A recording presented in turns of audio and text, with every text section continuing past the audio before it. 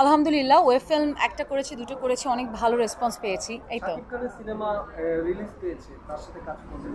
কেন করব না, অবশ্যই করব। দেখি যদি ব্যাটে বলে মিলে যায়। Okay, thank you so much. বড় পর্দা আসলে আমি যদি এমন হয় যে কখনো বড় পর্দা করতে চাই না, বাট খুব ভালো গল্প আসলে আমি খুব প্রেফার করি। ভালো গল্প, ভালো প্রোডাকশন হাউস, ভালো director, it's very important for a big production, right? খুব শীঘ্রই হয়তো আমি আপনাদেরকে একটা গুড নিউজ দিতে পারবো। বাই দ্য ওয়ে, হ্যাঁ, নিশু ভাই তো আসলে এখন নাটক করছে না, তো নিশু ভাইয়ের সাথে কাজ এখন হওয়ার সম্ভাবনা খুবই কম। আমি যখন ফিল্ম করব তখন একসাথে কাজ হবে। শাকিব ভাইয়ের মতো আমার অনেক দর্শক আছে। কার্ডে কিন্তু তানজিন তিশা আপুর একটা ব্রাইডাল লুক ছিল। হ্যাঁ, ফার্স্ট অফ অল মিররের থ্যাঙ্কস টু রাজু ভাই। মিররের প্রতিটা প্রোগ্রাম সে যেমন অনেক প্রোগ্রাম অ্যারেঞ্জ করে, তো কখনোই সে আমাকে আসলে ভুলে যায় না, বা সে সবসময় চায় যে মিররের পার্ট হয়ে প্রোগ্রামগুলোতে আমি অ্যাটেন্ড করি।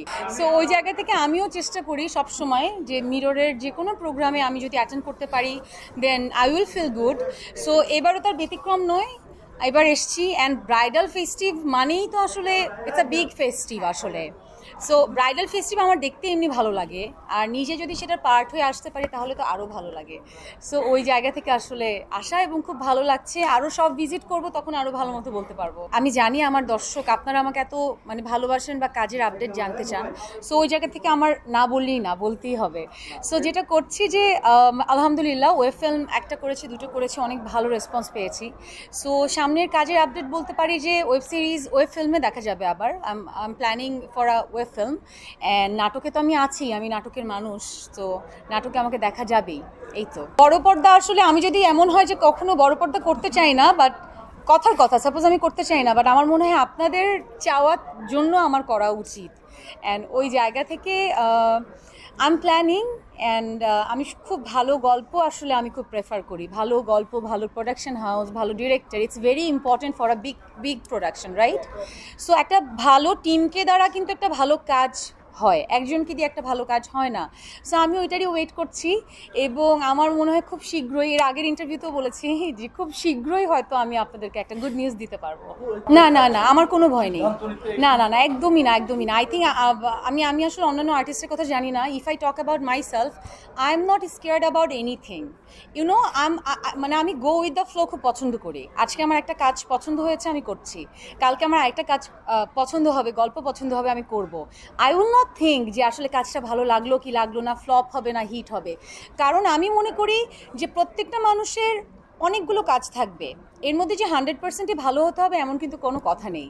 এবং 1% যদি খারাপ হয়, that doesn't mean that I will give up. আমার যদি একটা খারাপ কাজ হয়, I will not give up. আমি নেক্সট কাজটা ট্রাই করবো আরও ভালো করে করার। সো যেই মানুষটার আসলে থিঙ্কিং লেভেলটা এরকম থাকে, আমার মনে হয় তাদের কোনো কাজে ভয়টা আসলে কাজ করে না। এটা আমার দর্শক বলতে পারবে ভালো, বাট আমি আলহামদুলিল্লাহ I am so blessed as an artist যে আমি যখন যার সাথে আমার কাজ হয় বা কাজ করেছি, সবার সাথেই আমি ভালো রেসপন্স পেয়েছি। সো ওই জায়গা থেকে আমি আসলে স্পেসিফিকলি কারো নাম বলতে পারি না, বাট আপনারা চাইলে বলতে পারেন। বাট আমার কাছে সবার সাথেই কাজ করতে ভালো লাগে।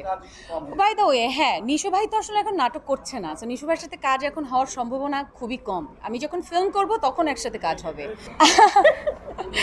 আচ্ছা, আমি আজকে সব ঘুরে দেখবো, যদি আমার শপের দেখে যদি মনে হয় I should get married soon, then I will take my decision.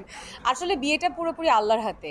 যতক্ষণ না আল্লাহ তোমাকে ওই হেদায়েত দান করবেন, ততক্ষণ আসলে বিয়ে শাদী নিয়ে no, I don't have any plan for anything. তখন আসলে ভাববো, এখন ভাবছি না। এখন শুধু ভাবছি যে ভালো কিছু কাজ দিতে চাই, that's it. Thank you so much. আমি তো বলতে পারছি না, বললাম না, আল্লাহ যখন হেদায়েত দান করবেন তখনই আমি আপনাদেরকে জানাবো।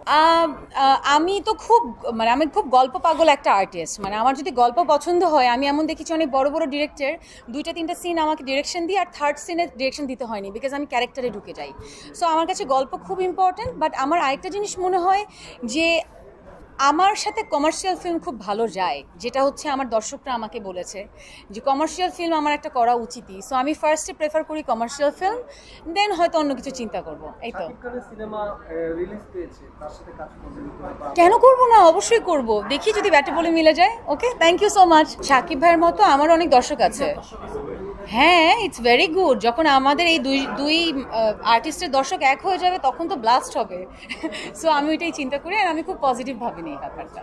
ঠিক আছে, thank you so much everyone, thank you. কার্ডে কিন্তু তানজিন তিশা আপুর একটা ব্রাইডাল লুক ছিল। হ্যাঁ। তো আমাদের কিন্তু সেলিব্রিটিরা আরো অনেকেই আছেন, বাট ভালো লাগছে যে তানজিন তিশা আপুর সাথে এই মুহূর্তে বসে আছি। আর আপুর সবসময় আমাদের উপস্থিতি আমাদের আয়োজনকে আলোকিত করে।